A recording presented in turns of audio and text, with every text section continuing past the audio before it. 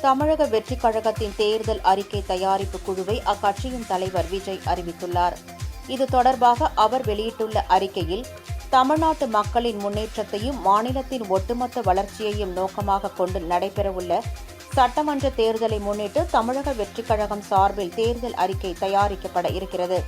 இதற்காக அருண்ராஜ் தலைமையில் பிரபாகர், ராஜ்மோகன், மயூரி, சம்பத்குமார், அருள் பிரகாசம், விஜய் ஆர், பரணி பாலாஜி, முகமது பர்வேஸ், பிரபு, கிறிஸ்டி பிருத்வி, தேன்மொழி பிரசன்னா, சத்யகுமார் உள்ளிட்டோர் நியமிக்கப்பட்டுள்ளதாக தெரிவித்துள்ளார். இந்த குழுவினர் தமிழகம் முழுவதும் உள்ள பல்வேறு தரப்பினரின் கருத்துக்களையும் தேவைகளையும் அறிந்து தரவுகளை பெறவுள்ளது. அவர்களிடமிருந்து பெறப்படும் தரவுகளின் அடிப்படையில் தமிழ்நாட்டு மக்களையும் ஒட்டுமொத்த மாநிலத்தையும் வளர்ச்சிப் பாதையில் கொண்டு செல்லும் வகையில் தேர்தல் அறிக்கையினை தயார் செய்ய உள்ளது என்றும் கூறியுள்ளார்.